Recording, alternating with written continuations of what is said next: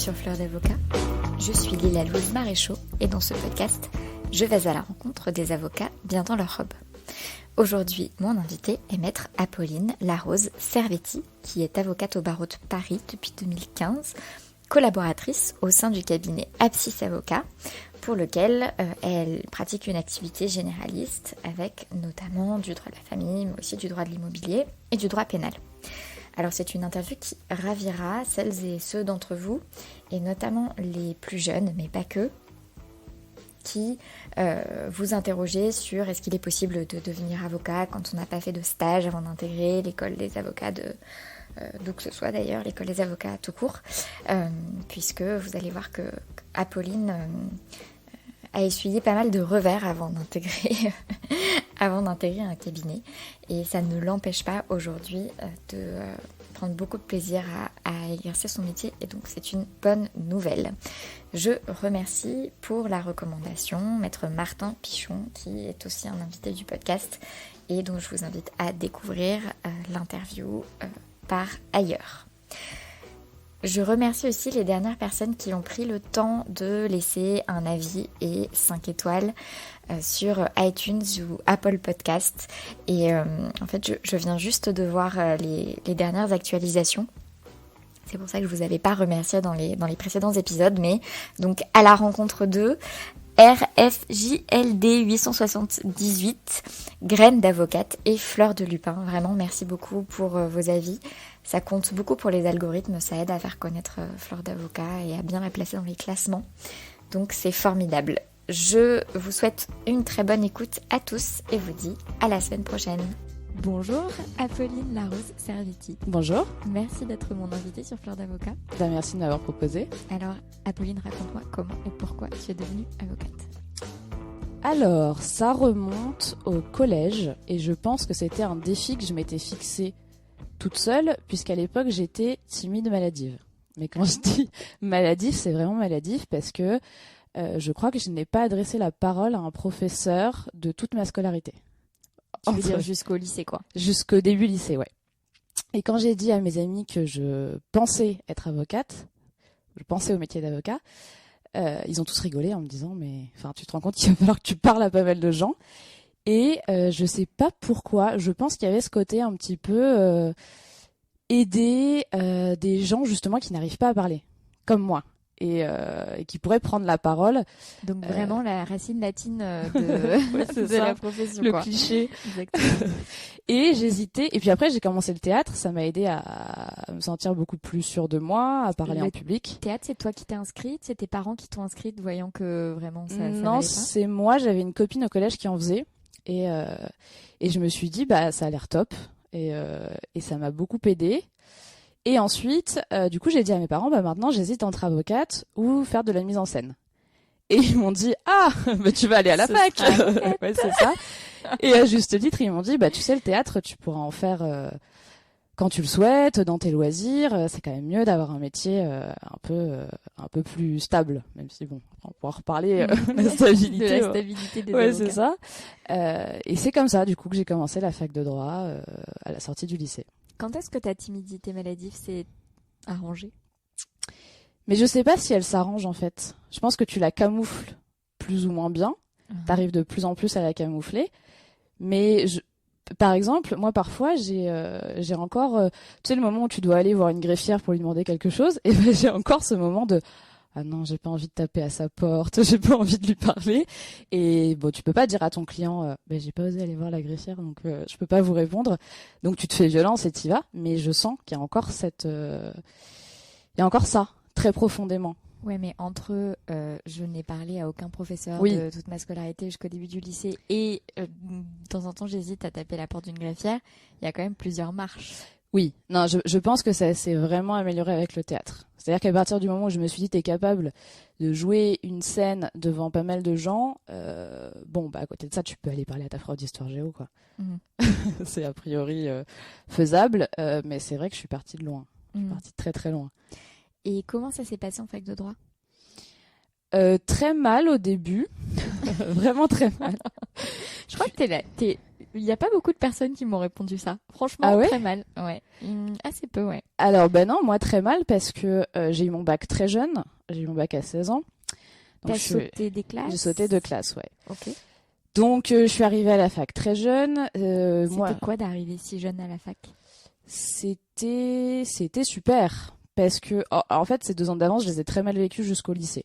Je pense que c'est les écarts d'âge qui sont compliqués. Puis, arriver au lycée, quand t'as entre 14 et 16 ans, l'écart d'âge est peut-être moins Ouais, du coup, t'es une compliqué. enfant quand les autres sont des ados. Donc, Bah, c'est ça, ouais. t'es complètement bébé, quoi. T'es un peu en décalage. Moi, au collège, j'étais complètement en décalage. Et puis, t'arrives à la fac, t'as rattrapé ce décalage. Et c'est la liberté absolue. Et moi, je m'étais toujours reposée sur mes acquis. Parce que moi, pendant toute ma scolarité, on m'a dit, mais toi, c'est bon, toi, t'as pas besoin de réviser. J'ai même pas révisé le bac, je pense. Et du coup, je suis arrivée à la fac et ça n'a absolument pas fonctionné. J'allais plus en cours. J'ai été très peu en cours hein, à la fac, de ma L1 à mon M2. Et, euh, et tu fais ce que tu veux. Donc j'étais très peu en cours. Ça fonctionnait pas parce que bah, tu peux pas inventer des connaissances en droit. Donc je crois que j'ai eu les pires notes de toute ma vie. Et j'ai redoublé ma L1. Et je suis passée à l'époque après en L2 avec, tu sais, des matières de L1 encore à valider. Je crois que je les ai traînées jusqu'à la L3. Enfin, Ah c'était... Ah ouais. non, non, mais c'était désastreux. Et ça t'a fait quoi, du coup, cet échec, ce premier échec à 17 ans, alors que t'avais de l'avance et que jusqu'à maintenant, t'avais jamais trop pu travailler? Mais ça m'a fait du bien d'être un peu normal, entre guillemets. D'être plus cataloguée comme la tête de classe. Alors, j'étais jamais dans les premières de la classe, hein, en plus avant. Et de me dire, bah maintenant, on va un peu profiter. Et puis après, bon, bah, tu te reprends un peu parce que bah, faut faire quand même quelque chose un peu de ta vie. Et ouais, tu reprends le chemin de la fac et puis tu vas toujours pas en cours, mais tu révises un peu plus. Moi, je suis un peu lente à la détente au niveau méthodo, tu vois. Mais une fois que c'est capté, c'est bon. Commentaire d'arrêt, c'est bon. Les fiches, c'est bon. Et après, ça a roulé. Mais c'est vrai que le début, on était plutôt en échec scolaire, quoi. Ouais. Et pourquoi tu t'es accroché? Ça te plaisait le droit? Ouais, le droit me plaisait beaucoup, ça me sécurisait beaucoup parce que tout ce corpus de règles, moi, c'est quelque chose que je connaissais pas forcément. J'avais pas. Moi, j'ai commencé à sortir. Ben, j'avais toujours ce décalage d'âge, donc je sortais en soirée quand j'avais 13-14 ans. Moi, mes parents, ils me fixaient pas de limite. Et je pense que ça a été très rassurant finalement d'avoir tout est écrit. Alors après, tu tords un peu comme tu le souhaites les différentes règles, mais c'est hyper rassurant. T'as ton corpus de règles établi. Après, t'en fais ce que tu veux. T'as une méthodologie très stricte à suivre pour réussir ton examen. Des choses à apprendre par cœur. Moi, ça m'allait complètement. Donc en fait, l'échec, c'est vraiment juste que tu t'es complètement relâché sur Ah oui, c'est ça. l'investissement, mais c'était pas lié au fait que ça te plaisait pas et que du coup tu t'étais désinvesti, quoi. Non, alors ça me plaisait. La seule chose qui me plaisait pas, c'est que j'ai toujours trouvé que le droit ne s'alliait pas bien avec le côté un peu artistique, qui moi me plaisait beaucoup dans le théâtre, dans l'écriture, et où là, bah, à l'inverse, effectivement, on te dit voilà quelle est la méthodo, c'est rassurant, mais du coup, toutes tes envolées lyriques, merci de les oublier parce que ça nous intéresse pas. Mm. C'est la seule chose qui m'a déplu pendant mes études et dont j'ai du mal à me défaire maintenant dans des plaidoiries ou ce genre de choses, à être un peu trop scolaire pendant les études et aujourd'hui j'essaie d'être un peu moins. Mais Mm. c'est pas facile. Et donc tu dis que ça t'a fait du bien parce que du coup ça t'a remise un peu, enfin ça t'a obligé à te réinvestir d'une certaine manière. Et ensuite, comment est-ce que tu as poursuivi? Donc tu t'as traîné des matières jusqu'en L3, tu Oui. t'es orienté vers plutôt... Enfin voilà, comment est-ce que tu t'es orienté? Alors moi je commençais le droit pour faire du droit pénal, comme beaucoup d'étudiants d'ailleurs. Du coup, ma L3 s'est beaucoup mieux passé parce que bah, c'est là où tu choisis tes options, où le droit pénal apparaît, et où ça m'a confirmé qu'effectivement, bah, c'était le droit pénal, quoi. Et les autres matières, droit des sociétés, je crois que j'ai eu 2 toute ma vie. Enfin, j'ai jamais dépassé le 2 sur 20. C'était une horreur. Et je crois que j'ai jamais fait de procédure civile parce qu'à l'époque, c'était très mal fait. Tu pouvais choisir ta procédure, ce que je trouve complètement stupide, puisque la procédure civile, ça sert toujours. Et du coup, L3, bah, rencontre avec le droit pénal, confirmation de c'est ce que je veux faire. Et du coup, M1 droit pénal à Nanterre. À l'époque, et je crois que c'est toujours le cas quand tu as fait ta L3, tu es automatiquement inscrite dans la même fac pour le M1 que tu souhaites.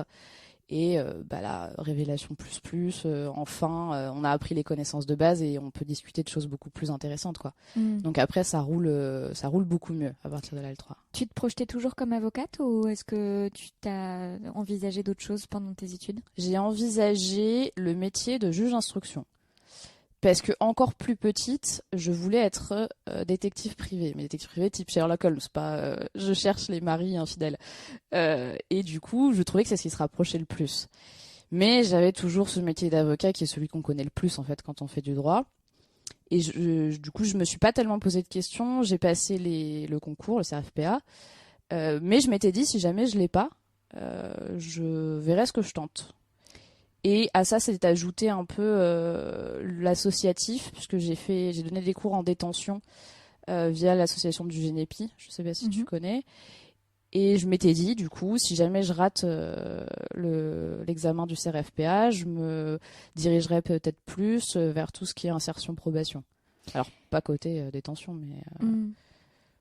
Et qu'est-ce qui a motivé ton investissement Génépi? Est-ce qu'il y a eu un déclic particulier ou... Je vais être très honnête, je pense que c'était une envie très malsaine, enfin pas malsaine, mais un peu voyeuriste, de voir ce qui se passait derrière la détention. On en parlait en cours, c'était très théorique, les conditions de détention, et j'avais ce besoin, quand on m'a proposé, c'est une copine qui m'a dit, je fais ça, c'est top, est-ce que tu veux venir avec moi?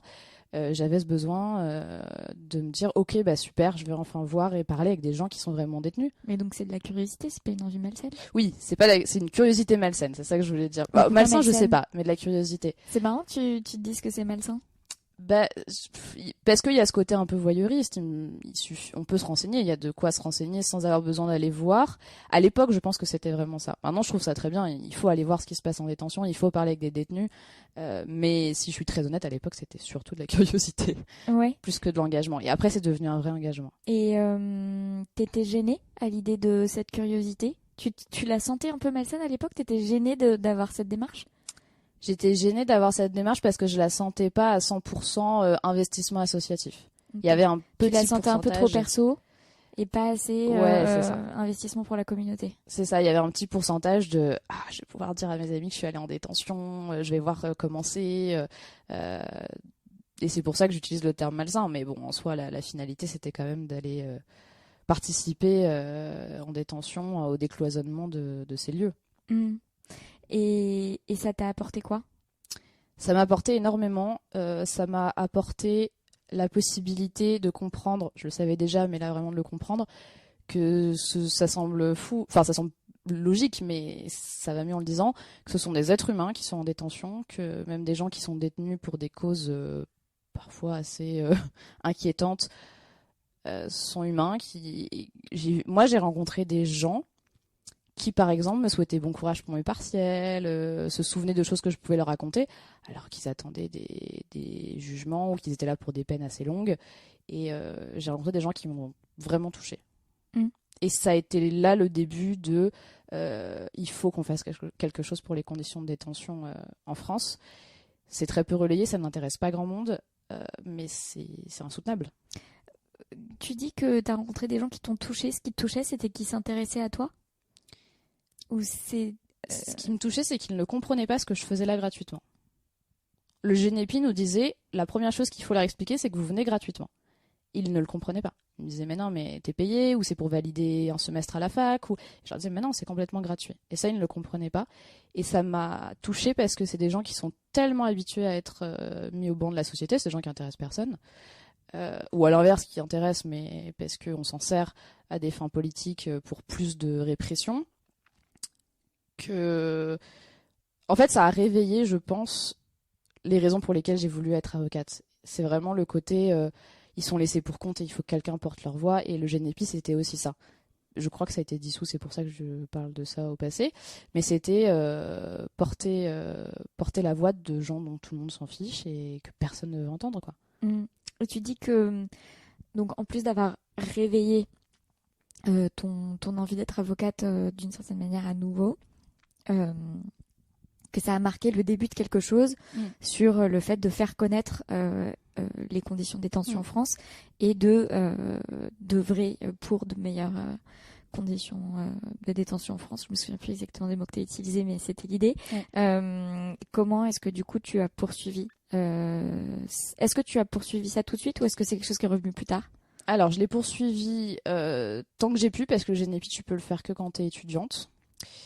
Et moi, ce que j'ai décidé de faire, c'était d'en parler au plus possible autour de moi.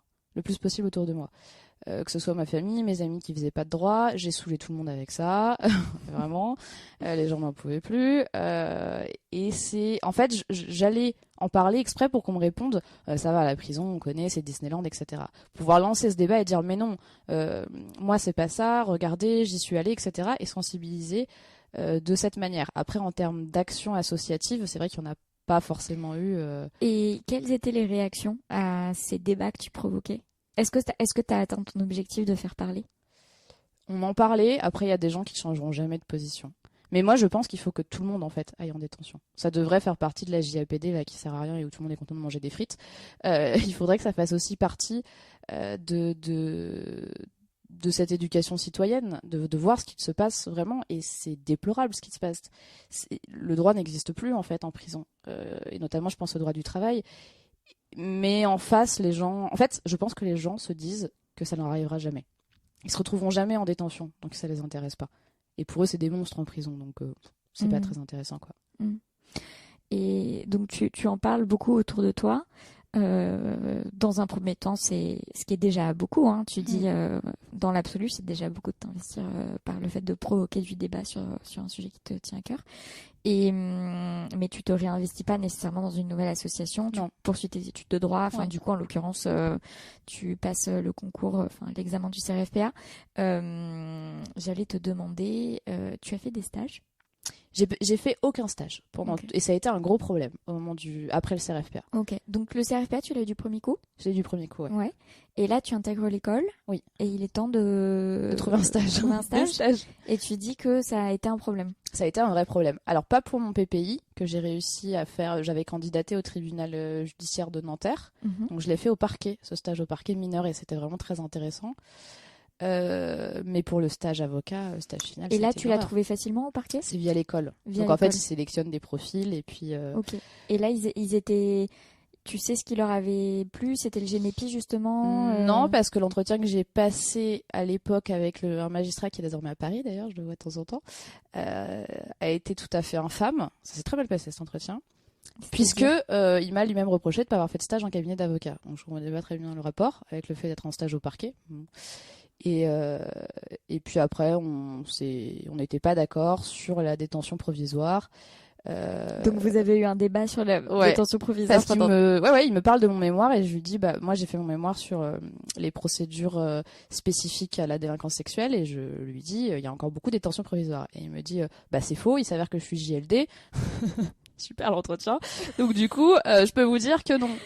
Et je lui ai dit, écoutez, moi c'est ce que j'ai relevé dans les rapports de l'Assemblée nationale, mais vous êtes sur le terrain, donc bon bref. Et donc on débat de ça se passe pas très bien. Et puis il me dit in fine, vous avez pas d'expérience. Je dis, j'ai pas d'expérience en cabinet d'avocat, oui, mais je vois pas le rapport. Ça se passe hyper mal. Et du coup je repars en me disant, j'ai pas de stage, je me fais pas recontacter. Et le premier jour du stage, mon directeur m'appelle furieux en me disant, vous vous êtes pas présenté sur votre lieu de stage, c'est inadmissible. Et je lui dis non, parce que j'en ai pas en fait. Et il me dit, mais si, vous avez été prise au parquet. Ah mince, on vous a oublié, en fait on a oublié de vous l'indiquer. Ah c'est accessoirement. C'est ça. Et du coup le lendemain je débarque et j'ai commencé. Et ça s'est bien passé finalement? Ça s'est super bien passé. Déjà parce que la personne à qui j'ai passé l'entretien n'était pas parquetier, donc je ne l'ai pas recroisé. J'allais te demander si finalement c'était pas un espèce d'entretien infâme juste pour voir à quel point tu te défends, mais en fait je pense que c'est un entretien infâme parce que lui cherchait, en fait il y avait plusieurs stagiaires qui étaient recherchés par Pôle, et lui pour son pôle je pense qu'il cherchait un stagiaire esclave, et du coup il testait voir si tu lui répondais ou pas. Donc effectivement c'était un test que j'ai raté, mais encore heureux. Et d'un autre côté t'es quand même prise. Et d'un côté il me relègue, lui peut-être ce qu'il considère comme étant le pire poste, j'en sais rien, au parquet mineur. Et là, ça a été une expérience vraiment super, mais vraiment. Et j'ai rencontré des gens vraiment super, des parquetiers vraiment engagés, et en plus aux mineurs, c'est un peu spécifique. C'est-à-dire? Parce que les mineurs, c'est tout ce qui est enfance en danger, enfance délinquante et mineurs victimes. Donc beaucoup, et je pense que c'est peut-être pour ça d'ailleurs que j'ai été placée là-bas, beaucoup d'agressions sexuelles, beaucoup de viols, donc ça allait complètement dans la continuité de mon mémoire. Et du coup, les réquisitions que tu peux prendre dans ce genre d'affaires, comment tu gères la victime, parce qu'il y a toujours un côté politique aussi au parquet, les audiences, les réquisitions d'audience, enfin du coup c'était la permanence des parquetiers quand les policiers les appellent pour savoir ce qu'il faut faire après la garde à vue. Donc tout, vraiment. Donc ça t'a beaucoup plu? Ouais, ça m'a beaucoup plu et j'en suis presque venue à me dire ah ça me plaît beaucoup beaucoup quand même. Est-ce que je me suis pas un peu trompée?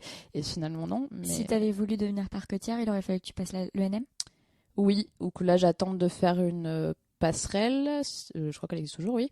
Mais en fait non, c'est pas un métier que je veux faire. C'est pas un métier que je veux faire parce que je considère qu'ils ont une vision, et c'est normal, hein, ils voient des dossiers tous les jours. Enfin, ils ont pas le même regard que nous sur les dossiers. Nous, on cherche toujours ce qu'il y a de sauvable, ça se dit pas, mais de ce qu'il y a d'humain chez la personne, là où eux vont quand même être sur la répression. Et je me dis qu'à force, au fil des ans, ça joue un peu sur... Mais est-ce que, faisons cette parenthèse intellectuelle qui m'intéresse, est-ce que c'est parce qu'on leur demande d'être sur la répression? Est-ce que ce rôle de parquetier, enfin, tu vois, est-ce que le problème, ça c'est le premier problème, et c'est pour ça que je voulais pas faire ce métier, c'est que tu as le poids de la hiérarchie, évidemment, avec des notations, avec des évolutions de carrière. Donc forcément, si tu fais des choses qui ne plaisent pas, derrière ta carrière, c'est pas très intéressant, quoi. Et en l'occurrence, ce qui est valorisé, c'est le fait d'être plutôt sur la répression. Ça dépend des politiques pénales. Moi, quand j'étais en stage, par exemple, on nous disait déjà à l'époque que tout ce qui était violence faite aux femmes, ça passait pas en CRPC, ça passait pas en peine alternative aux poursuites, c'était du correctionnel. Même si le type in fine était relaxé ou se prenait pas beaucoup en termes de peine, pour le principe, c'était pas de mesure alternative aux poursuites. Donc ça dépend des politiques pénales et de toute façon tu as une grille que tu es censé suivre en fait. C'est-à-dire qu'il m'avait imprimé une grille et tu sais à peu près ce que tu vas demander, donc ils sont très drivés. Aux mineurs c'est un peu différent et c'est pour ça que j'ai beaucoup aimé, c'est qu'on est moins sur cet aspect répressif. Et je pense à une parquetière qui m'avait expliqué un jour pourquoi elle allait pas requérir de prison ferme. Et elle m'expliquait qu'au vu de la personnalité du jeune homme qui avait malheureusement abusé d'une petite fille en très bas âge, c'était pas la prison qu'il lui fallait. Et là, ça a fait écho à moi ce que j'avais appris et ce que je voulais véhiculer, ce qui est important pour moi. Mais je me dis, tu peux pas déjà rester parquetière au mineur toute ta vie. Et puis, t'es quand même la partie qui poursuit, quoi. Donc, psychologiquement, moi, j'avais un blocage par rapport à ça. Et donc, ton stage au parquet que tu apprends beaucoup et ça te plaît beaucoup, se termine. Tu dois faire un stage en cabinet d'avocat. Tu dis que tu as eu du mal à trouver. Ben oui, parce que moi, pendant mes études, j'avais essayé de trouver des stages, mais je connaissais personne qui faisait du droit. Et quand tu connais pas des avocats, ils te prennent pas pour un mois, quoi. Ça n'a aucun intérêt, encore moins en été. Donc t'avais envoyé 1000 CV et eu aucune... Et pour stage final, j'avais envoyé, alors peut-être pas 1000, mais j'en avais envoyé quelques-uns, j'en avais envoyé pas mal, et aucune réponse, à part un entretien avec un type absolument fou, où je me dis non mais c'est pas possible. Donc non, et en fait, je finis pareil, in extremis, à trouver un stage final, mais parce que une amie avait été prise dans 2 stages, donc elle en lâchait un des 2, et elle me recommande gentiment en disant je suis désolée, mais pour pas que vous soyez embêtés par ma défection, j'ai quelqu'un à vous proposer. Et c'est comme ça que je trouve mon stage final. Et du coup, toutes tes autres candidatures, t'as pas eu de réponse? Non, alors j'ai dû avoir quelques réponses, pas beaucoup, de confrères, enfin d'avocats à l'époque qui m'indiquaient soit qu'ils n'étaient pas intéressés, soit qu'ils prenaient pas d'élèves avocats. T'as même pas passé d'entretien? Non, j'ai eu 2 entretiens, dont mon stage final. Okay. Non, mais ça a été... Moi, je me suis dit, en fait, t'as tout raté. C'est-à-dire que t'as fait ta scolarité sans trop te soucier de ces stages-là. Tu travaillais l'été pour avoir un peu d'argent, mais t'aurais dû complètement insister à l'époque, quoi, auprès de tes profs. C'est complètement stupide. Tu vas pas avoir de stage final. Alors, moi de manière tout à fait dramatique, parce que j'aime bien. De toute façon, c'est le destin. Je veux pas être avocate. C'est le destin qui me dit que je serai jamais avocate, etc., etc. Ouais, petit drame. Voilà, petit drame de je n'ai aucun entretien, quoi. Mais tu le vivais comment? Très mal. Dans le drame, on a compris, mais je veux dire sur la destinée, etc. Mais intimement, personnellement. Intimement, j'étais en colère parce que et ça, c'est vraiment important de le comprendre. C'est pas parce que depuis j'en ai eu des stagiaires au cabinet, c'est pas parce que tu fais 3000 stages que t'es de meilleure composition que quelqu'un qui en a jamais fait, au contraire. Et t'as des gens qui sont hyper investis, qui sont prêts à donner beaucoup, et qui n'ont pas eu la chance de faire des stages en amont. Là où t'as des gens qui ont les bonnes connexions, et tant mieux pour eux, mais qui du coup vont avoir des entretiens beaucoup plus facilement. Et je pense qu'au fond j'étais un peu en colère, ouais, de me dire bon bah j'ai des centres d'intérêt intéressants, j'ai fait un mémoire intéressant, j'ai eu des bonnes notes en M1 et M2, on l'a compris pas trop avant, et bah, ce qui bloque c'est ça, et c'est quand même un peu dommage. Et donc tu as cette amie qui fait un désistement dans ce cabinet. Enfin, est-ce que c'est un cabinet qui t'aurait plu? Est-ce que c'était du droit pénal? Non, c'était un cabinet généraliste. Okay. Mais j'y vais en me disant, c'est la dernière chance de toute ma vie. Donc il faut que je la saisisse. Ouais. J'y vais en étant hyper reconnaissante qu'un cabinet me donne ma chance. Je tombe sur des associés qui sont très sympathiques, qui ont l'air normaux, ça me rassure par rapport au premier, qui me posent des questions, ça se passe plutôt bien, qui me soulignent le fait que j'ai pas fait de stage, mais c'est pas quelque chose qui les embête outre mesure, qui sont beaucoup plus sur l'humain en fait, on veut quelqu'un d'intéressé, avec une conscience professionnelle, et finalement que tu saches pas encore faire des assignations par centaines, c'est pas très grave, surtout que bon, on est tous sur des modèles maintenant, je le sais, donc...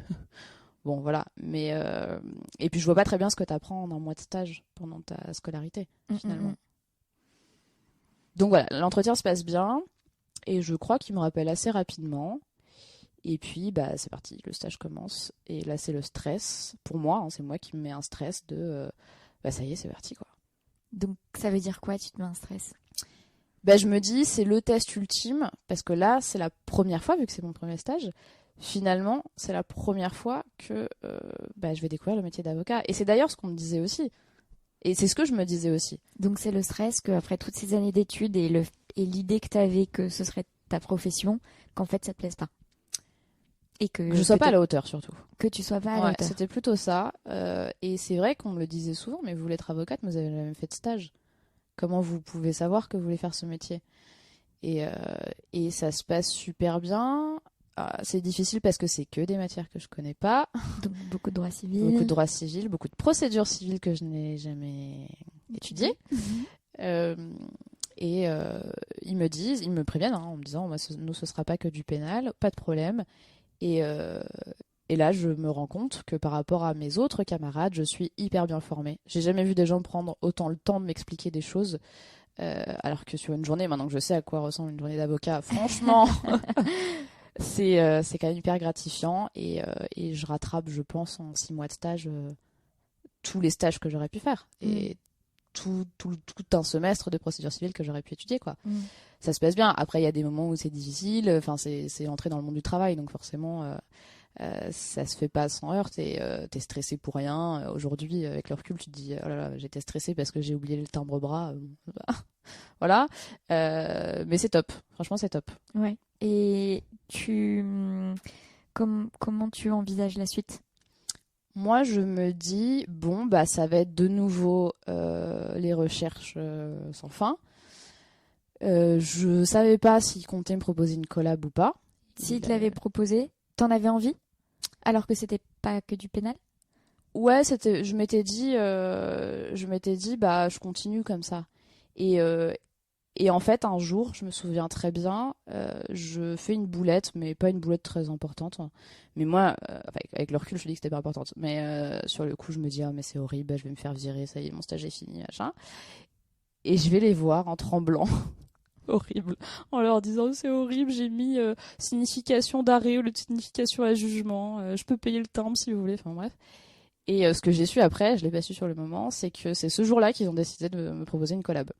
Parce qu'ils se sont dit, c'est ce qu'ils m'ont expliqué, qu'à partir du moment où ils avaient quelqu'un qui était capable de venir leur dire je me suis trompé, plutôt que d'enterrer un peu ça sous le sable, c'était une bonne chose. Ils pouvaient avoir confiance en toi. C'est pas la première de ce podcast à raconter une anecdote de ce style.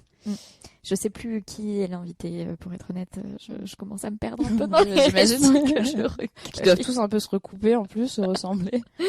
Non, mais bon, voilà, il y a des anecdotes comme ça et du coup, effectivement, t'es pas la première à me dire ça. Ouais, c'est drôle. Et donc, ils t'ont proposé une collab. Ils me proposent une collab. Moi, à la base, je pensais partir plutôt, aller tout ce qui était barreau des Hauts-de-Seine, barreau de Bobigny, où je me disais, c'est plus petit, je trouverais peut-être plus facilement. Finalement, Paris, donc très bien. Et puis, j'accepte, bien évidemment. Et voilà, on continue l'aventure jusqu'à aujourd'hui. Donc c'est que ça a bien matché. Ouais, et donc quand est-ce que tu as prêté serment ? J'ai prêté serment en novembre 2015, 27 novembre 2015, je crois. Comment est-ce que tu parlerais de ton évolution dans ce cabinet ? Est-ce que par rapport au fait que tu t'es très axé droit pénal, finalement généraliste, tu dirais que quelle est la part de civil versus pénal dans ton activité ? Pour le cabinet, je dois avoir 20% de pénal. En perso, c'est plus du 80% de pénal. Et en fait, ça m'a tout apporté parce que ça me permet d'être complète, moi, dans les dossiers perso. Ça m'a formée sur plein de choses, vraiment. Et puis ça m'a ouvert à d'autres matières très intéressantes, bizarrement très intéressantes, type le droit immobilier. Je pensais pas trouver ça intéressant, mais c'est très intéressant. Ouais, c'est ça. Bizarrement très intéressant. C'est pas pour vexer les gens qui adorent le droit immobilier, mais je pensais pas que j'aurais une appétence particulière pour le droit immobilier. Et en fait, je trouve ça très sympa. Et puis tu découvres plein de dossiers hyper intéressants et moi je leur ai toujours dit ça me dérange pas du moment que vous me laissez faire à côté moi mes dossiers droit pénal, mes permanences, y a pas de souci quoi. Donc tout de suite t'as voulu faire la formation, j'imagine. Tu t'as réussi à t'inscrire facilement. Oui, mais je sais que c'est très compliqué. Non, c'est pas une évidence. Non, je sais. C'est pour ça que ça me fait rire. J'étais dans mon ordi à cliquer et je l'ai eu avec joie. Mais oui, c'était compliqué. Ouais. Et du coup, t'as commencé un an plus tard, c'est ça ? Ouais, c'est ça. Donc j'ai dû commencer les permanences logiquement 2017. Ouais. C'est ça, 2017. Et ça te prend combien de temps ? Ça dépend, les permanences comparution immédiate, c'est une fois tous les 4 mois à peu près, donc c'est pas énorme. Après, ça dépend, par exemple, là, il y a 3 semaines, j'en ai eu 3 d'un coup. Juge d'application des peines, comparution immédiate et CRPC. Paris, elles sont quand même assez éloignées. Garde à vue, bon, ça c'est toi qui décides, du coup je les prenais le week-end pour pas que ça interfère trop avec le cabinet. Et puis, donc ça me prend pas tant de temps que ça en fait. Et ton cabinet a tout de suite vu ça d'un bon... Enfin, je veux dire, ça n'a jamais posé de problème. Non, ça n'a jamais posé de problème. Ça c'est une vraie chance. C'est malheureux de dire ça, mais c'est vrai, c'est une vraie chance. C'est-à-dire que la semaine où j'en ai eu 3 là d'affilée, ils m'ont pas dit vous avez 3 permanences quoi. Non, j'ai jamais eu de réflexion par rapport à ça. Ouais. Au contraire, c'était vous allez en garde à vue, mais top. Moi je me souviens d'une fois une associée qui a pris un appel pour moi en disant partez vite au déferment, on a eu la greffière. Donc non, c'est assez sympa. Ouais, ils sont plutôt dans le soutien quoi. Ouais, c'est ça. Et tu dirais du coup depuis 5 ans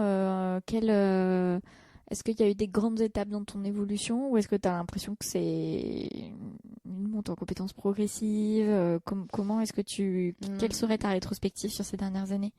Alors, 2 premières années, moi j'ai trouvé que t'en prenais plein la tête. T'apprends plein de trucs, tu découvres plein de trucs, c'est hyper insécurisant parce que c'est sur des procédures que tu connais pas, tu passes ton temps à tout relire, c'est le stress en permanence. 3e année, tu commences un peu à maîtriser et du coup, c'est un peu plus reposant. Et c'est là où ça devient dangereux puisque tu commences à stagner complètement. Tu as l'impression de plus trop évoluer, tu vérifies plus trop, tu es à l'aise dans tes baskets, tu fais des erreurs, forcément. Donc ça se passe mal. 3e, 4e année, moi j'ai trouvé ça un peu dur. Parce que tu as ce côté un peu de j'ai tant appris en 2 ans. Là, du coup, je sais plus, Tu t'es ennuyée ? Je me suis pas ennuyée, mais je me suis un peu désintéressée. C'est-à-dire et ça s'est manifesté comment ? Donc tu dis il y a un peu moins de rigueur et tout, mais... Il y a un peu moins de rigueur, il y a un peu moins d'envie. C'est vrai que moi, le métier d'avocat, enfin, les 2 premières années, s'il fallait partir à 22h, je partais à 22h, c'était toute ma vie. Et puis, je pense que c'est important aussi de comprendre que c'est pas toute ta vie. Il y a autre chose à côté quand même, c'est hyper important. Et du coup, c'est pas mal d'être passé par ce moment de, ouais, bon, le cabinet c'est sympa, mais faut aussi que j'ai des choses à côté. Donc t'as réinvesti ta vie privée. C'est ça. Et en plus, à l'époque, moi j'étais avec un avocat, donc c'était facile. On se disait, bon bah moi j'ai une SNS à finir, ok moi aussi, bon bah on rentre tard, pas de souci quoi. On se tirait vers le bas, c'était parfait. Et puis quand après bah tu te sépares de la personne et que t'es plus forcément entouré de gens qui font que ça, bah t'as envie aussi de participer à des activités à 19h30 le soir, ce genre de choses. Et c'est allé un peu avec un peu un désintérêt, c'est vrai. Et puis là non, je suis contente parce que ça fait 1 an, je dirais, à peu près, ouais, que j'ai stabilisé en fait. Entre je stresse de tout ce que je vais découvrir, non ça va, je sais à peu près ce que je fais, mais je revérifie quand même bien les choses. Et puis bon, moi j'ai un gros manque de rigueur, donc c'est compliqué. Ils me le disent à chaque fois, votre rigueur, oui, je sais, je suis pas rigoureuse.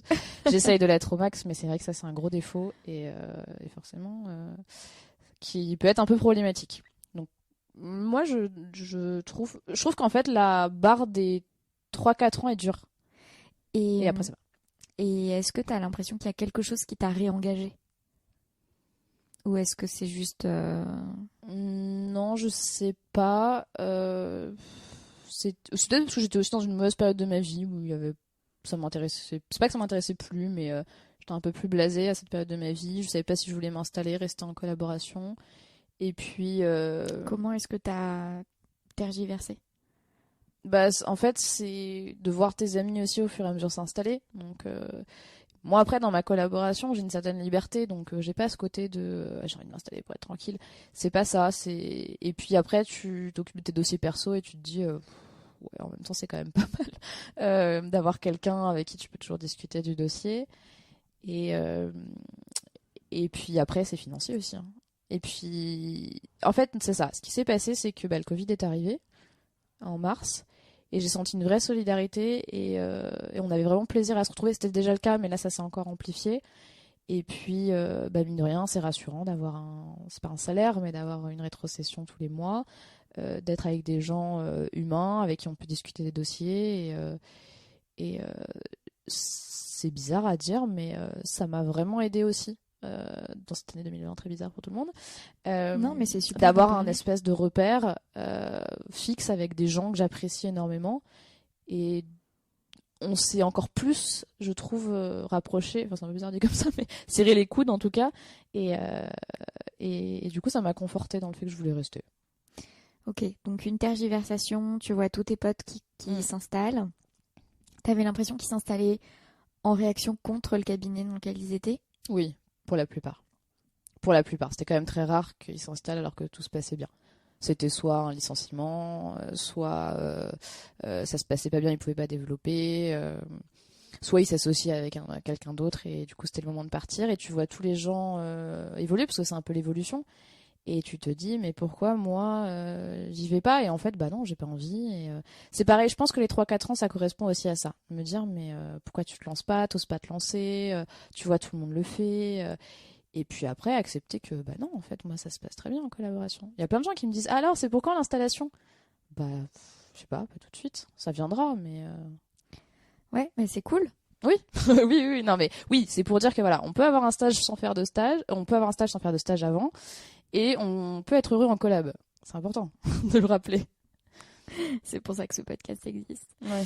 Même si on recommande beaucoup de personnes qui ne sont pas collab, mais oui. qui sont ou indés ou associés. Mais je mets un point d'honneur à relativement régulièrement avoir un collaborateur ou une collaboratrice.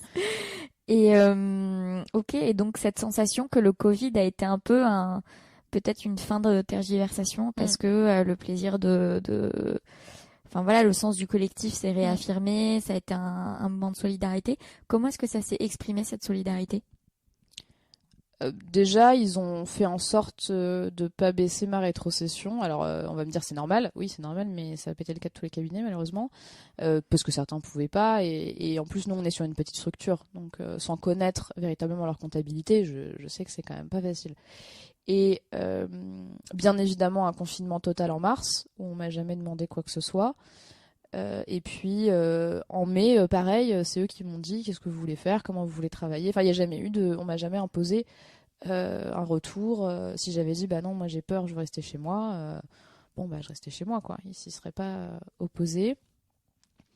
Et ouais, vraiment. En fait, ça a toujours un peu fonctionné comme ça au cabinet, c'est-à-dire que moi, par exemple, ils me proposaient de prendre certaines de mes audiences parfois quand je pouvais pas y aller.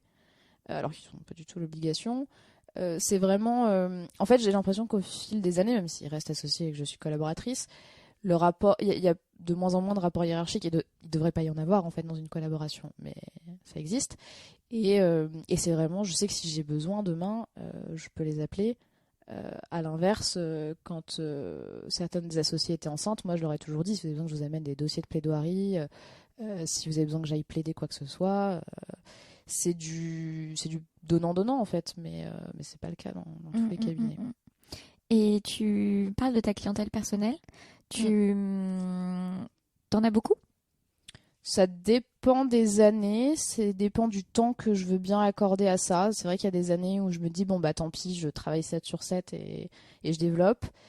Et il y a des fois où j'ai pas très envie, donc ça se développe un peu moins.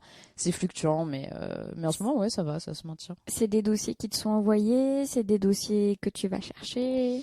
C'est des dossiers. Alors au tout début, quand j'ai commencé, c'était des dossiers de permanence, tu vois, les copains des types que tu croisais en permanence. Et puis après, la formation en civil m'a aidée parce que j'ai pas mal d'amis qui me recommandaient pour des divorces, ce genre de choses, plus que pour du pénal. Et puis après, quand c'est bien lancé, c'est quand tes dossiers commencent même à te ramener d'autres dossiers. C'est vrai que j'ai mis un peu ça en pause en 2019, bah, ça correspondait un peu à la période où j'étais blasée. Ça veut dire quoi, mettre en pause? T'as refusé des dossiers? J'ai pas forcément refusé des dossiers, mais j'étais pas dans un mood. C'est très bizarre hein, parce que c'est un peu la main invisible, tu sais, quand t'es pas dans un mood de prendre des dossiers, ça t'arrive pas. Et puis quand tu t'y remets, bah, les gens te rappellent ou t'envoient d'autres dossiers. Et du coup, c'est vrai que j'étais pas forcément. Est-ce que j'ai refusé des dossiers? Peut-être. Après, dans des matières que j'aime pas forcément, comme le droit du travail. mais c'est vrai qu'il y a eu un peu un creux qui correspondait à ce creux. J'étais un peu blasée et puis là ça redémarre et je me dis bah allez je prends ce qui vient. Ça redémarre pareil, le bouche à oreille. Ouais ouais exactement le bouche à oreille et après c'est des amis d'amis aussi. Bah le droit de la famille ça fonctionne bien en ce moment. Ouais. Les ça divorces. Alors moi je m'étais toujours juré de ne jamais faire de droit de la famille pour des raisons personnelles. Ayant une famille pas très stable. C'est pas quelque chose qui m'attirait. Parce que t'avais peur que ça fasse trop écho à ce que t'avais vécu. Ouais, c'est ça, que j'ai pas un regard très neutre. Et il s'avère que dans ce cabinet, mes associés fait beaucoup de droit de la famille. Et du coup, bah, je m'y suis intéressée et j'ai trouvé ça c'est assez intéressant, ouais, effectivement. Après, c'est très fatigant. Là, je finis l'année honnêtement très fatiguée par les dossiers de droit de la famille. À titre personnel, j'aimerais bien en avoir un peu moins, parce qu'il y a déjà ceux du cabinet. Je trouve ça plus fatigant et plus déprimant que le droit pénal. Le droit de la famille, déjà avant les vacances, c'est l'horreur parce qu'ils t'appellent tous. Si madame veut pas donner les enfants ou à quelle date ou à quel jour et le samedi à 18h, ça veut dire le samedi d'avant ou celui d'après. Et puis, t'as des dossiers insupportables, quoi. Où les gens... En fait, ce qui est triste, c'est qu'in fine, c'est les enfants qui prennent. Ils sont complètement instrumentalisés. Et c'est fatigant. Et en fait, en face, parfois, t'as des confrères qui jouent pas forcément le jeu. Moi, j'ai été formée d'une manière que je trouve génialissime. C'est que même si ton client, c'est l'un des deux parents, l'intérêt de l'enfant prévaut. Et t'as pas besoin de faire semblant devant le juge, c'est vraiment ce qui se passe. Et moi, j'ai vu une associée parfois, pas engueuler des clients, mais presque, en leur disant, mais là, votre enfant, en fait, vous oubliez. Donc, vous l'oubliez. Et ça, je trouve ça génial. Et bon, le problème, c'est qu'en JAF, comme on le sait, il y a des confrères un peu hystérique, homme ou femme hein, d'ailleurs, hein, le mot je l'utilise pour les deux, Et c'est fatigant parce que bah, t'as ton client qui est parfois pas très sain d'esprit, la partie adverse et le confrère adverse, quoi. Mm. Et donc, c'est des dossiers, tu dis, qui te drainent pas Ouais, mal. c'est fatigant. Tu envisages de ne plus en prendre? Alors, avec le cabinet, non. Non, je veux dire À pour titre ton personnel, perso. Ouais, ouais, ouais. j'ai envisagé de réduire, ouais. Ouais. Après, bon, maintenant, j'ai eu besoin d'une petite pause, en fait, parce que j'ai eu un dossier en septembre qui s'est très très mal passé, avec des menaces de saisine du bâtonnier. Tu sais, genre, on te menace de saisir le bâtonnier alors qu'on fait pire en face, mais bon, bref. Donc, c'est le confrère C'est le adverse. confrère adverse, ouais, Mhm. qui me dit qu'elle va saisir, alors qu'elle a le fait défaut, mais enfin bon, c'est pas grave. Et là, du coup, tu sors vraiment fatigué. Et tu dis au client, écoutez, je vais voir pour trouver quelqu'un pour me substituer à l'audience parce que j'ai plus aucun recul dans votre affaire. Et là, le client te dit, ah bah vous m'abandonnez, je vais pas y arriver. Enfin, bon. Bref, donc là, tu sors de ce dossier en te disant, c'est pas possible. Donc je me suis dit, je prends plus de dossier droit de la famille. Et, euh, et j'ai fait une pause. Et là, ça va mieux, mais je repars avec des dossiers dans la famille assez lourds au cabinet. Donc voilà, si je prends s'il y a des dossiers dans la famille qui arrivent, mais s'il n'y en a pas, c'est pas grave. Ouais. Ah non, Donc, t'es pas rentré au stade où dans ton développement de clientèle personnelle, tu as une intentionnalité dans non, j'en vraiment suis ce pas que là. tu veux et Non. ce que tu ne veux pas. Alors, je prends pas tout ce qui est droit des entreprises, tout ça, là, droit des sociétés. Non, mais parce qu'on m'a fait des demandes. Et j'ai dit, non. Euh, je je prends plus droit du travail, sauf des cas et encore. Non, je prends plus droit du travail. C'est vrai que j'ai quand même plus axé sur droit civil de manière un peu générale, droit de la famille et droit pénal. Mais Mhm. c'est vrai que c'est pas spécialisé quoi. Mhm. Tu pourrais te recentrer que sur le droit pénal? Je veux dire, on peut tout faire, mais Mm. d'un point de vue logistique, dans le développement, que ça justifierait si tu voulais compenser du coup les dossiers en civil que tu ne prends Mm. pas pour faire que du droit pénal et tout, tu te sentirais par rapport à ce que ça représenterait ou... Oui, oui, mais de toute façon, moi, le droit pénal, c'est fou parce que dès lors que je suis en audience correctionnelle, je suis à l'aise, en fait. Je me sens bien. C'est vraiment, c'est quelque chose finalement qui m'a jamais quitté. C'est pas quelque chose qui me dérangerait. Et d'ailleurs, c'est la plupart de mes dossiers perso, le pénal. Ouais. Je me sens plus à l'aise. Après, grâce à cette formation, aujourd'hui, ça me permet de prendre du civil ça va, la posture civile maintenant est acquise, plus ou moins, parce qu'on l'acquiert jamais vraiment, surtout avec les réformes en ce moment. Mais non, ça me dérangerait pas. C'est- je pense que ça me dérangerait plus de faire du 100% droit de la famille. Hein. Mhm.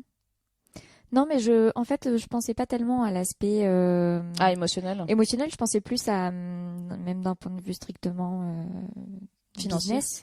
business et financier Ah et ouais, type de développement. Si tu vois, si l'activité en civil à laquelle tu renonces hmm, parce que tu as une plus d'appétence pour le droit pénal, euh, pour arriver à un même seuil hmm. d'activité perso global, du coup, ce que ça te demanderait en Ah oui, développement non, en je pénal, est-ce pense que pas. tu te sentirais, est-ce que Oui, mais je pense que c'est toujours, enfin, c'est toujours bien de garder en fait, et c'est pour ça que je garde un pied dans le droit de la famille.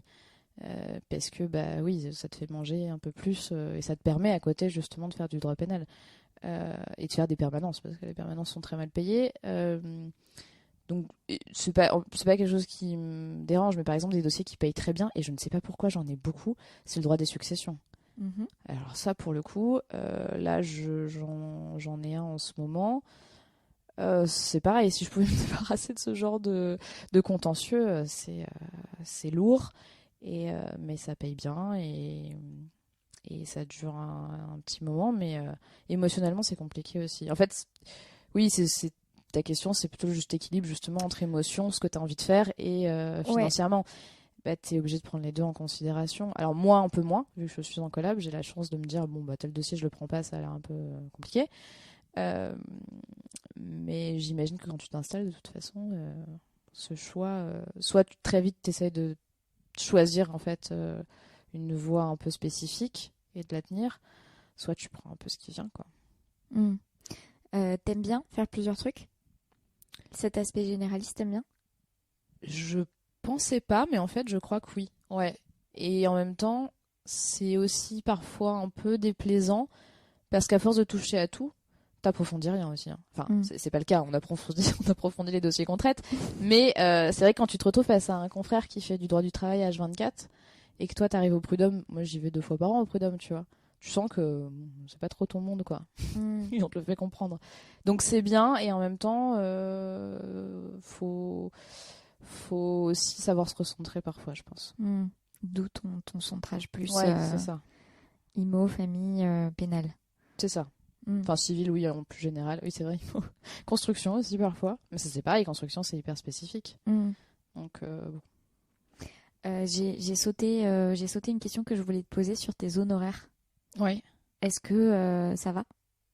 Sur mes honoraires, le fait de les fixer, le fait non, te alors faire payer... ça a été horrible ça au début. Non, c'était une horreur, une angoisse. Je m'excusais de demander de l'argent aux gens, comme beaucoup, je pense. Hein. C'était horrible et en fait, ça en venait à des quiproquos avec les gens. Par exemple, tu sais, tu fais un rendez-vous client, au lieu d'oser dire, par contre, le rendez-vous client, le premier, il est facturé, je le disais pas, et du coup, ça passait mal. Enfin, la communication était très mauvaise autour de ça, parce que je ne savais pas comment faire. Et pourtant, en stage, j'avais vu les associés le faire, et ils le faisaient très bien. Et moi, non, c'est une horreur. Et encore aujourd'hui, hein, ça va mieux, mais encore aujourd'hui, j'ai du mal à demander aux gens de me payer. C'est un vrai problème. Hein. C'est un vrai problème. J'essaie de me forcer, mais... Et le montant, tu le fixes comment ? Le montant, je le fixe comment ? En demandant aux associés... en demandant à d'autres confrères et à force en fait t'arrives à avoir une fourchette et c'est vrai qu'on m'avait donné une bonne manière de faire, c'est que de mémoire tu prends tes honoraires à l'heure, tu prends la moitié des heures que tu vas effectivement faire et ça correspond à ce que tu peux proposer, je crois un truc comme ça, je sais même plus, mais en gros c'était ça. Ok. je sais pas si c'est un concept. Oui, c'est ça. Ça te permettait d'avoir un peu une moyenne de ce que tu pouvais proposer aux clients. Ouais. Mais non, c'est un peu l'angoisse, ça. C'est vraiment le truc. Mais on est très mal formés. Hein. Ouais. On est très mal formés à ça. Y en a qui sont bons naturellement. Moi, c'est pas du tout mon truc. J'ai l'impression de devenir toute rouge quand je parle d'honoraires. Alors, je le cache, bien évidemment. Je suis très mal. Et c'est difficile de se cacher quand on devient rouge. Ouais. Non, mais j'ai l'impression de devenir rouge. Je ne sais pas si c'est le cas. Mais en tout cas, j'ai très chaud à l'intérieur. C'est horrible. Et puis... et en fait, tu te rends compte que ça passe, mais ou pas, mais c'est pas grave surtout. Mais ouais, non, c'est. T'as des clients qui t'ont dit, bah non, ça va pas le faire. Moi, j'ai un client qui m'a dit, je me souviens d'un, j'étais toute jeune avocate, c'était horrible, j'étais partie en pleurant, enfin, pas devant lui, mais après qu'il soit parti, où je lui avais dit, bah voilà, mon rendez-vous c'est tant, et il m'avait dit, non, moi je pense que ça mérite tant. Je lui ai dit, mais en fait, je crois que je l'avais dit à l'époque, mais en fait, je suis pas une prostituée, donc c'est pas vous qui fixez. Ça n'avait aucun sens. Je sais pas pourquoi j'avais sorti ça, ça n'a aucun sens. D'ailleurs, j'imagine que les prostituées fixent leur exactement. Ouais. Mais je pense que c'est parce qu'il m'avait lancé ses billets à la gueule, et ça, pareil, ça n'a aucun sens, parce que les gens lancent pas leurs billets à la tête des prostituées, mais je sais pas. En fait, je m'étais sentie, je sais pas, j'avais pas compris. Et ouais, je me souviens que je lui avais dit, je veux pas de votre argent, c'est soit mon honoraire, soit rien, et du coup, il est parti sans rien me donner. Et je sais plus pourquoi je te racontais ça. Parce que je te demandais si t'avais déjà des clients qui t'avaient dit bah non. Ah oui, lui m'a dit non, du coup. Lui m'a dit non.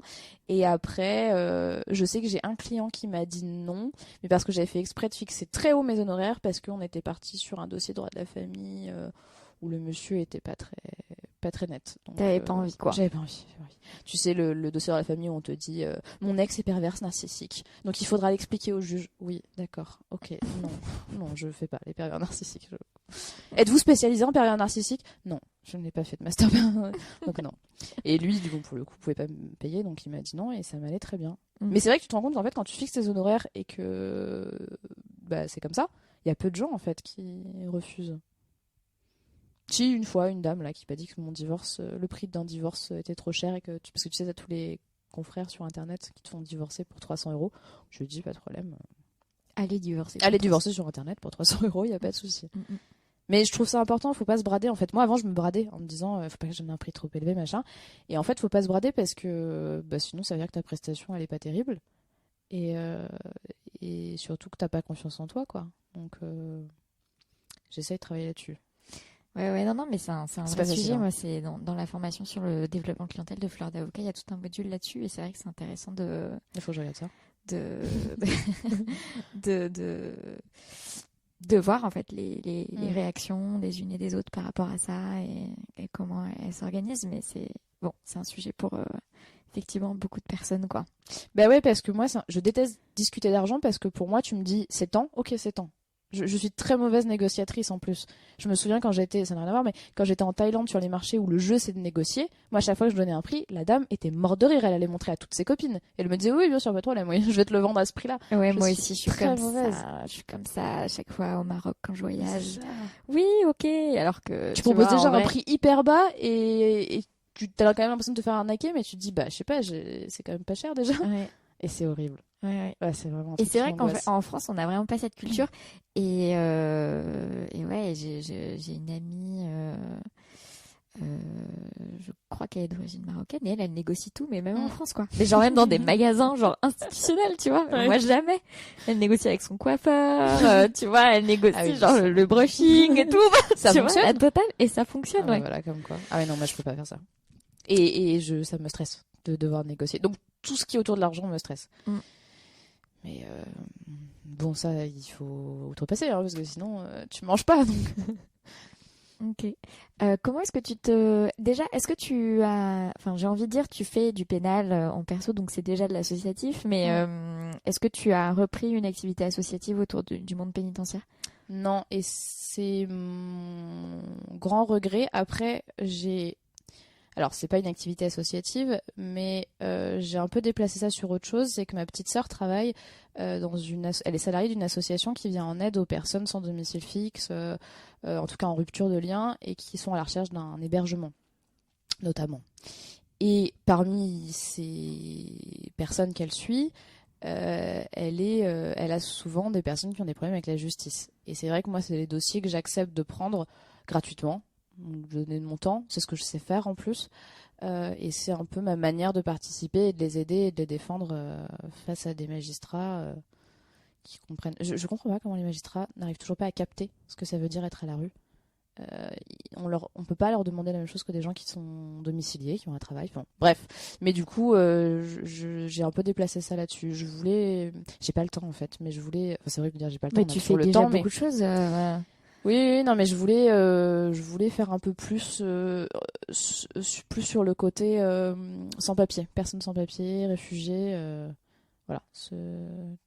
Ça s'est un peu déplacé en fait mon combat. Et comment est-ce que tu projettes ton activité dans les années qui viennent? Ben je sais pas, c'est la grande question. Et on me stresse à me dire. Ah, je veux pas te stresser. Non, tu me stresses pas toi, non, mais tu me stresses pas. Mais c'est vrai que les gens, c'est ce que je disais tout à l'heure, au bout de 5 ans de collaboration, les gens te disent bon bah du coup tu vas t'associer avec eux, bah non, pas prévu. Tu vas te lancer, bah non, je sais pas. Je sais pas. Je sais pas. De toute façon, il est hors de question que je cherche une autre collaboration. Tout ça se passe très bien, donc j'ai aucun intérêt. Donc si je pars, c'est effectivement pour me lancer. Mais je me suis toujours dit que je ferais pas ce métier toute ma vie de toute façon. Ah ouais. J'ai envie de faire autre chose. T'as envie de faire quoi? J'ai envie, si on parle sans barrière. Sans barrière et sans question économique. Hein. Si je pouvais, moi demain, soit je reprends un vieux théâtre et je sais pas, je monte des spectacles, j'en sais rien, j'écris des spectacles, machin. Soit j'ouvre une librairie. Je fais un truc qui n'a rien à voir. Ok. J'abandonne tout le stress, tout. Alors c'est d'autres stress, hein, bien évidemment, mais en tout cas, je fais un truc qui n'a rien à voir et après je me plains toute la journée que mon métier d'avocat me manque, je pense. Mais c'est fatigant comme métier. Je sais pas si je pourrais le faire toute ma vie. Ouais. Qu'est-ce qui donc c'est la fatigue? En fait, j'ai envie de le faire à fond et je me dis si un jour je me rends compte que je le suis plus parce que fatiguée, parce que ça fait des années, parce que peut-être un peu blasée, j'en sais rien, je ferai autre chose. Je m'interdirais pas de changer de métier. J'ai pas envie de devenir comme. C'est horrible ce que je vais dire peut-être, mais j'ai pas envie de devenir comme ces confrères aigris qu'on croise parfois en audience, qui me font peur et qui sont aigris parce qu'ils sont. Ils aiment plus ce qu'ils font parce qu'ils galèrent et que du coup ça les rend hargneux parce que. Alors je pense qu'il y en a de base le caractère n'y est pas, ils sont pas gentils de base, clairement. Et ensuite je pense qu'il y en a d'autres, je sais pas, est-ce que c'est pas les années de stress, de fatigue qui font que t'es un peu moins humain ou un peu moins sympathique? J'en sais rien. C'est peut-être un mélange de tout ça. Alors peut-être qu'ils galèrent aussi, je sais pas.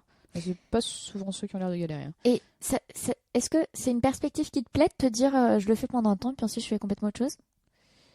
Ou est-ce que tu te dis, ben, en fait, je sens que ça va me peser et donc je l'envisage comme... Non, c'est plus un défi que je me lance. Parce que moi, je suis Ok. bien là, dans mes petits chaussons, dans mon métier. Ça se passe très bien. C'est plus un défi de me dire, ok, bon, bah, c'est un peu comme à la fac. T'as compris la méthodo, t'arrives à avoir des bonnes notes. Maintenant, il faut faire autre chose. Mais un peu comme le défi que je m'étais lancé au collège. Tu vas être avocate alors que tu sais pas parler. Bon, bah, faut se lancer d'autres défis, quoi, maintenant. C'est plus ça. Après, Et ça se trouve, je ferai ça toute ça ma vie. passe par potentiellement le fait de changer de métier. Ouais, complètement. Ok. Changer de vie Tu complètement. t'es pas dit que ça pouvait passer par le fait d'exercer autrement. Si, bah, de toute façon, il y aura l'installation avant, je pense. Sûrement. Euh, ou pas, je Que sais tu pas. vois, ouais, tu sais, c'est intéressant ça. Que tu vois du coup comme un passage un peu obligé avant de te dire j'ai fait le tour. Ouais, c'est un peu ça. Parce que pour moi, le métier d'avocat, c'est un métier d'indépendant. Donc la collab, avec toutes les difficultés qu'on connaît aujourd'hui, même si moi la mienne se passe très bien, mais il y a quand même un rapport hiérarchique qui devrait pas exister. Donc tu as ce rapport hiérarchique, mais en même temps t'es profession libérale. Pour moi, la collab, elle a pas vraiment de sens dans la durée. Donc pour moi, in fine, le métier d'avocat, effectivement, il se réalisera totalement quand tu t'installes, quand Mm. je m'installerai. Mais peut-être que je passerai pas par là, je sais pas. Mais Mm. si je veux aller au bout des choses, c'est ça. Et le fait de t'associer, vous en avez parlé avec ton cabinet? Il y a longtemps. Mais moi, comme je les ai C'est eux, perçus, c'est toi? c'est eux qui m'en ont parlé. Mais il y a Mm. très longtemps. Enfin, ils m'ont parlé comme d'un projet très lointain. Moi, c'est vrai que j'ai un peu de mal à me dire, il faudrait que je m'associe avec des gens avec qui on a eu un rapport hiérarchique, alors qu'ils s'estompent quand même avec le temps, effectivement.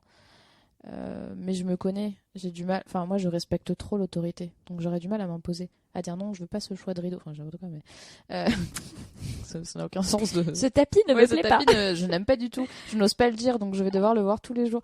Bref, non, mais euh, je sais que je suis un peu plus policée avec eux, et c'est normal parce qu'on est dans une relation de travail. Et si un jour je m'installe et que je vais être complètement libre, je sais pas si je pourrais le faire avec eux. Peut-être, mais je suis pas certaine. Oui. Ou retravailler ta relation avec C'est eux. ça. C'est ça. Mm. Parce que là, en l'état actuel des choses, c'est pas possible. Sinon, je vais juste être juste poli. Enfin, on se voit. Enfin, tu vois, c'est pas. Non, c'est pas. Ça rentre pas dans la case associée pour l'instant. Ok. Donc plein de portes ouvertes en fait finalement. Oui, mais vraiment. Peut-être installation, Et où peut-être complètement changement de autre chose. vie. Mais je me sens tellement en décalage avec les autres confrères Pourquoi? parce que j'ai pas le look adéquat. C'est quoi le look adéquat? Euh, Alors déjà, le look adéquat, c'est être un homme gros et vieux. Et je constate que ça n'a pas changé, c'est fou. Enfin, oui, C'est l'image. Après, sur le look adéquat, je sais que... c'est quand même de moins en moins le look adéquat puisque il y a quoi un an presque 70% d'avocates. Ouais, sauf que dans l'esprit des gens, quand tu demandes à tes clients, un avocat, c'est un gros... Un gros vieux. Un gros vieux, avec une grosse voix. Qui dit absolument n'importe quoi en audience, hein. Mais il le dit fort, donc c'est bien. Moi, je sais que je suis pas habillée... je suis souvent... Pas aujourd'hui, mais je suis souvent en basket, en Doc Martens... J'ai des tatouages partout, donc je sais pas, ça intéresse beaucoup les confrères en audience. Donc t'as des confrères qui te posent des questions sur tes tatouages en Je audience. trouve ça complètement déplacé. J'ai un confrère un jour qui m'a dit, vous pouvez me les montrer? Bah non, en fait, parce qu'on est en audience, donc non. Et bon, ça c'est autre chose, c'est le problème des tatouages et des femmes. Mais ça reste une profession quand même où c'est mal vu d'être tatoué. Et T'as la sensation toi que c'est mal vu? ouais, c'est mal vu. Tu C'est te bête de sens foi. genre mal. Je me sens mal regardée. Pas par mon cabinet, où ça les fait mourir de rire. Et ils savent qu'en plus, je les dissimule plus ou moins, même si je les dissimule de moins en moins. Oui, parce que t'en as un sur le poignet, J'en ai bah sur tout le t'en bras. as sur tout le bras là. J'en ai sur toutes les cuisses aussi. Mais oui, je sens que c'est un confrère qui regarde mal. Et c'est drôle parce que j'ai beaucoup de personnes qui sont venues me parler en me disant ah, mais on peut être tatoué, avocat, moi j'aimerais trop être tatoué, mais j'ose pas parce que je sais qu'à mon câble ça passera pas. Enfin, c'est encore un sujet. Mais je pense que c'est le cas dans beaucoup de métiers, hein. Et toi, avant de te faire tatouer, tu t'es posé ces questions ou tu t'es dit bah merde, j'ai envie de me faire tatouer donc je me fais Non, tatouer. je me suis posé ces questions, donc j'ai fait un tatouage au poignet en me disant c'est pas grave, je mettrai une montre. Ensuite, j'ai fait un tatouage aux épaules, sur chaque épaule, en me disant c'est pas grave, je mettrai un je mettrai un t-shirt. t-shirt. Bon, sauf qu'il se voit en fait même quand t'as un t-shirt. Et puis petit à petit, je me suis dit bon bah c'est pas grave, je vais faire le bras, je mettrai des manches longues, je mettrai une veste quand bon, du coup tu crèves de chaud au rendez-vous client l'été, tu vois, mais soit. Et puis après tu t'en fiches. En fait, plus ça passe, plus tu te dis bon bah je me fais pas virer a priori donc ça va. Donc c'était plus par rapport à ta collab. Ouais, c'était plus par rapport à ma Et collab. en fait, Les autres confrères, il s'avère que c'est plus les autres confrères qui te regardent et que ça te gêne, ça te saoule, ça me saoule. Ok. En fait, parce que à la rigueur que les associés de mon cab me disent attention quand les clients arrivent, etc. Faites attention à bien les cacher, pas de problème. Que les autres confrères me regardent mal, j'ai envie de leur dire mais tu t'en fiches en fait. Que j'ai jamais eu de réflexion ou de mauvais regard par exemple par un magistrat. Alors qu'en plus pareil, je me dis oh, ça se voit pas, j'ai une robe. Pff, la robe vu la taille des manches, quand tu lèves les bras, on voit tout. Les autres confrères, ouais, c'est pas parce que eux s'interdisent ou eux considèrent que c'est pas possible que déjà c'est écrit nulle part, c'est pas interdit. Et c'est pas pour autant que t'es un moins bon avocat. Mais comme les baskets en audience, hein. Je sais que ça c'est le grand débat des baskets en audience. Est-ce que tu te respectes? Est-ce que tu respectes ton client si tu vas plaider en basket? Voilà quoi. Mm. C'est la même chose pour moi. Et donc cette histoire finalement d'image, ça a un impact sur ta capacité à te projeter. Ouais, bah oui et non. C'est-à-dire qu'en même temps, ça me fait beaucoup rire. Et puis à un moment, je me dis que je vais pas passer ma vie à m'amuser du fait d'être en décalage, parce que bon, c'est un peu lourd. Euh, et, euh, et puis parce que j'en ai marre d'entendre ah, c'est trop pratique pour le pénal, comme ça, vous avez les mêmes tatouages que vos clients, de confrères. Hein. Et je leur dis, mais c'est pas vrai, parce que déjà mes clients n'ont pas de tatouage. Et en plus, moi j'ai des clients qui me disent qu'ils trouvent ça horrible. Enfin bon, bref. En fait, c'est devoir se justifier toujours de ta place. T'es une femme, t'es jeune, t'es tatouée, t'es pas habillée dans les standards habituels. Je suis passée par un petit passage feu rouge, mon coiffeur m'a raté. Voilà, donc j'avais les cheveux rouges à une époque. Non mais mon cabinet quand même, je me dis, mais moi à leur place, mais je me dirais, mais enfin ça suffit quoi. Donc j'ai eu cette époque cheveux rouges, le rouge ne partait pas, c'était une horreur. Donc ouais, tu t'habitues à un peu attirer les regards quand t'arrives en audience. Et puis c'est drôle. Moi j'aime bien un peu faire mentir les clichés. Et puis voilà, un jour bah, je me dirais peut-être ok, bon, bah, c'est plus ma place et je vais faire autre chose. Mais toutes ces remarques qui te saoulent, tu réagis? La plupart du temps non. Parce que j'ose pas. Parce que t'oses pas? Parce que j'ose pas. Bah, ça dépend comment elles sont faites. En fait, ça va être des regards appuyés. Bon, je vais pas forcément réagir. Le confrère qui m'avait demandé de lui montrer mes tatouages, je lui ai dit, bah non, enfin, on est en audience, quoi. Les mademoiselles, maintenant, je réagis. Je le faisais pas avant. Maintenant, je dis oui, oui, ok, ouais, confrère surtout, en fait. Et avant, j'osais pas. Parce qu'en fait, je pense que tous ces gens qui te font te sentir pas légitime, au fur et à mesure, ça fonctionne. Bah oui, bien sûr. C'est pour ça que je te fais parler de ça. Ouais. Et là, je commence à dire, bah non, en fait, j'ai ma place comme tout le monde. Et parce que moi, je cumule tout, c'est bien. J'ai eu un gros syndrome de l'imposteur pendant très longtemps, qui commence à s'effacer. Qui commence à s'effacer? Qui commence à s'effacer, ouais. Mais ouais, ça m'a pris du temps, hein, du coup. Ça t'a pris quoi? Au-delà du temps. Bah, en fait, je pense que c'est lié au temps. C'est qu'au fur et à mesure, tu te dis, ben non, mais je sais ce que je fais, en fait. Quand c'est ta première année, tu sais pas ce que tu fais. Enfin, faut être honnête. Et ensuite, t'as l'impression que tu sais ce que tu fais, mais t'es jamais certain. Mais encore aujourd'hui, hein, quand t'as une mauvaise décision, tu te dis, bah, est-ce que vraiment j'ai fait ce qu'il fallait? Ça, c'est toute ta vie. Mais au fur et à mesure, tu te dis, ben non, mais mon métier, je le connais. Enfin, tu prends confiance en tes compétences. Ouais, et donc, maintenant, oui, c'est ça. Et ça a un impact sur ta manière de t'affirmer par rapport à tes confrères. C'est ça. Ah oui, complètement. Bah avant, moi, je n'osais pas trop leur répondre et puis je ne faisais pas forcément respecter par certains confrères complètement tarés. Et puis, ouais, là, tu leur dis un peu plus, bon, en fait, c'est bon, quoi. Mademoiselle, enfin, moi, je comprends pas comment ça peut encore exister. Le madame ou le mademoiselle, quand on a une robe. Oui, jeune homme. Oui, c'est ça. Non, mais oui, bah, ça, je devrais répondre ça. Mais eux, ça leur plairait, je pense, vu qu'ils sont tous vieux et. Ouais, limite, ils seraient capables de s'en gargariser, les gros dégueulasses, quoi. En rigolant, ouais, c'est ça. Pardon, ça m'échappe. Non, mais c'est vrai. Bah, ça va souvent de pair, hein. Mais ouais, non, c'est vrai, c'est ça. C'est du temps et t'affirmer un peu plus et plus laisser ces gens t'atteindre, en fait. Ces confrères, pas ces gens t'atteindre. Mais pendant longtemps, hein, moi, j'avais des confrères qui m'affirmaient que, ben non, mes confrères, vous savez très bien que là-dedans, c'est pas ça. Je me disais, ok, bon, il a raison. Ça m'est arrivé avec un procureur aussi, ce qui est dangereux. parce que j'ai un procureur qui me dit non mais là maître, ce que vous demandez c'est pas possible. Je me suis dit sur le fait que tu vas c'est ça, que tu vas pas oser te bah oui, et en plus tu te dis contredire. C'est le procureur, tu vois, moi j'ai un an de barre, lui il a l'air d'en avoir un peu plus, et en fait c'était n'importe quoi. Tu sais que j'ai eu une interview comme ça que j'ai pas diffusée, du coup je suis en train de révéler un truc aux auditeurs.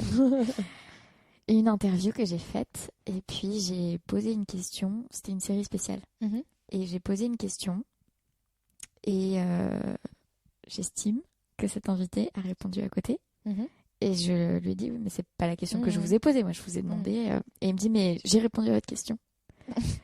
Et je me suis dit, je suis trop conne, j'ai pas compris sa réponse. Et du coup, j'ai enchaîné. Et en fait, bon, après, il m'a baladé. Bah non, mais après, il m'a baladé parce que du coup, j'avais, tu vois, moi, j'avais perdu toute confiance en moi.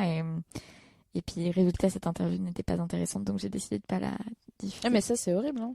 Et en fait, c'est ouf parce que tu te dis, enfin, on est au cœur du truc où t'as, du coup, ton interlocuteur qui te fait douter de toi. Complètement, mais c'est ça. Et puis toi, tu te dis, bah non, je suis trop conne, j'ai pas dû comprendre la réponse. Alors que, bah, en vrai, t'as posé une question, la personne, elle te répond pas, tant que t'as pas, tu vois, la réponse à ta question. Ah non, mais je comprends tout à fait. Moi, à ta place, j'aurais dit pareil, en me disant, ah bon, bah ok, je vais pas tout comprendre, désolé. Et maintenant, maintenant, j'ai moins ça. Bah, c'est ça, c'est qu'à force, c'est pareil, tu te dis, bon, bah, la prochaine fois, je saurai m'affirmer, et puis ça vient comme ça aussi, je pense. Puis je pense que, en l'occurrence, j'ai aussi été déstabilisée par le fait que, en général, enfin, même tout le temps, mes invités viennent avec une envie de partage. Et donc, ils jouent le jeu.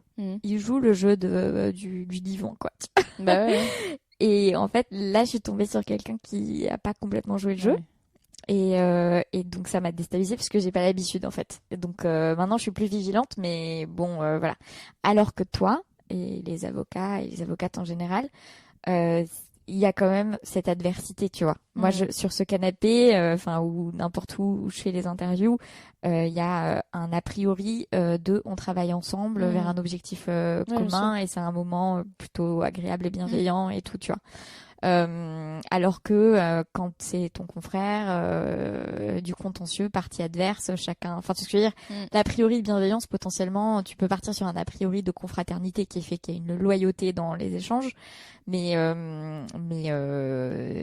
pas forcément au point de je te caresse dans le sens du poil, tu me caresses dans le sens du poil, Doudou caresse dans le sens du poil, tout va bien, quoi, tu vois.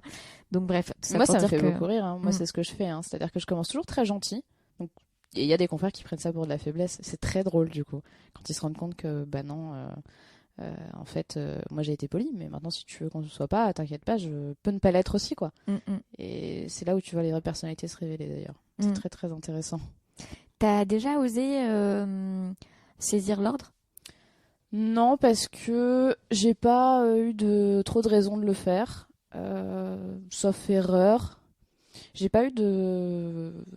Non, j'ai pas eu de raison de le faire, de C'est motif pas de allé le au faire. point de te dire, ok, Non, là, en fait. c'est jamais allé à ce point-là, parce que là, j'ai un confrère qui me prend la tête, qui est vraiment, en fait, lui, son problème, c'est qu'il a pas de recul par rapport à son dossier. Il a pris le dossier d'un ami, et c'est désastreux. Dans la fameuse histoire de succession, donc c'est des histoires horribles. Et en fait, lui, par exemple, on a commencé sur un accord qui a échoué, et on commençait à s'envoyer des mails, mais c'était vraiment, on s'engueulait, quoi. Et du coup, j'ai tout de suite stoppé en me disant non, mais ça par contre, c'est pas possible. On n'est pas là pour ça, quoi. Si nos clients ils veulent s'engueuler, ils s'engueulent. Et du coup, ça demande un gros effort de pas répondre, sale connard. Donc, mais voilà, mais déjà ça tu réponds pas dans tous les cas. Et ensuite, tu réponds pas du tout, quoi. Ou alors un truc complètement polissé. Et du coup, ça va jamais jusqu'à saisir le conseil de l'ordre, parce qu'à chaque fois, moi, j'essaie toujours de mettre de l'eau dans le vin en me disant mon métier, c'est pas d'aller m'engueuler avec un confrère, quoi.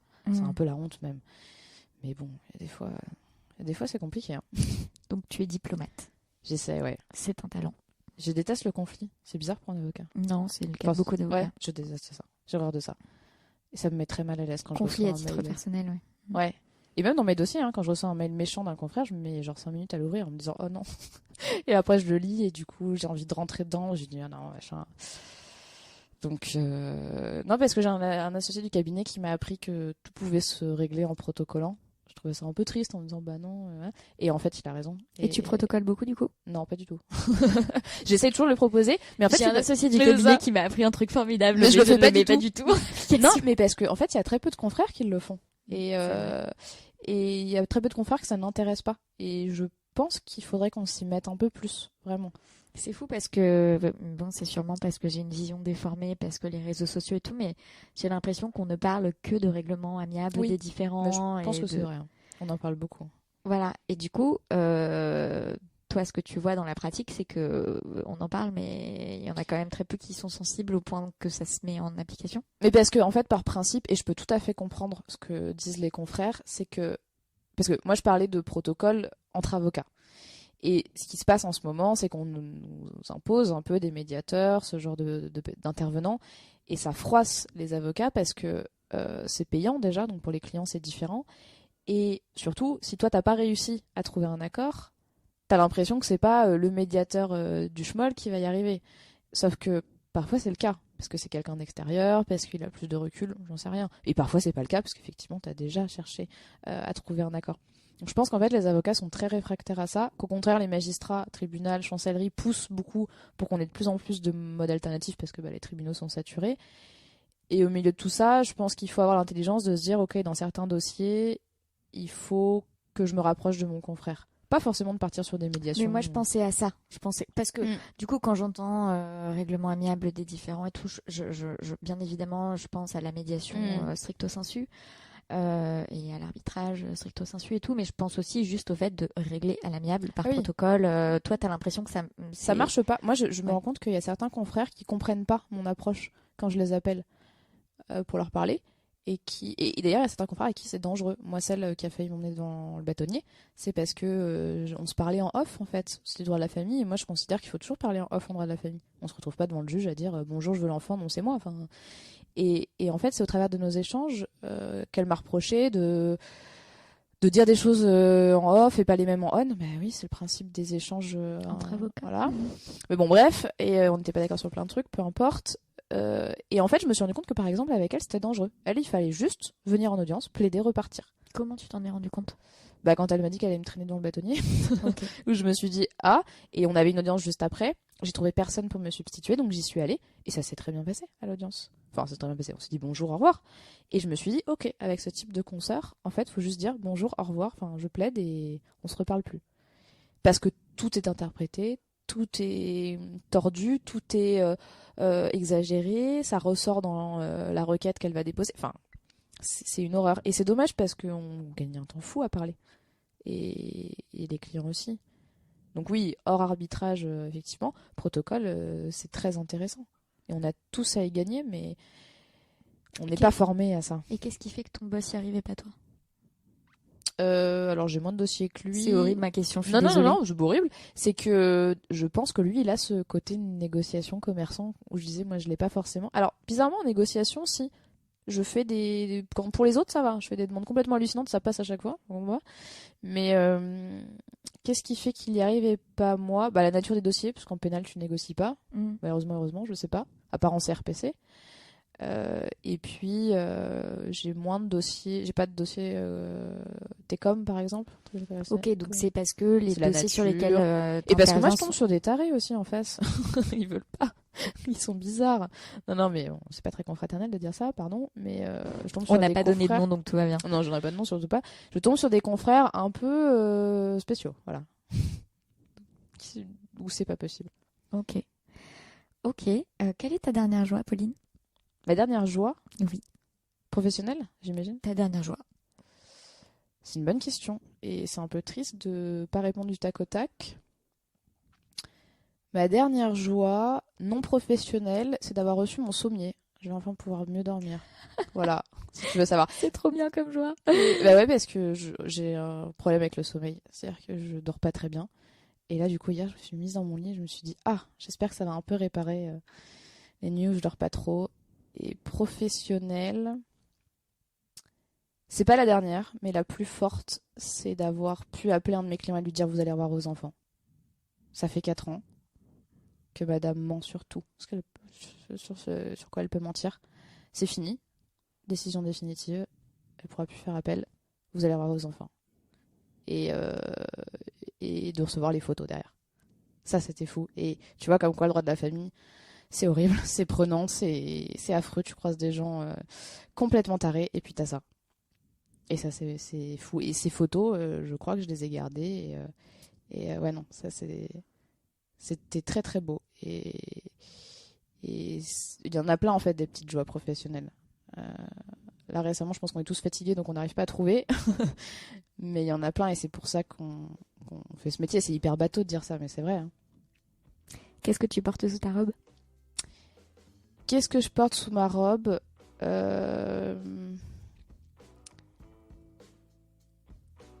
Beaucoup de stress.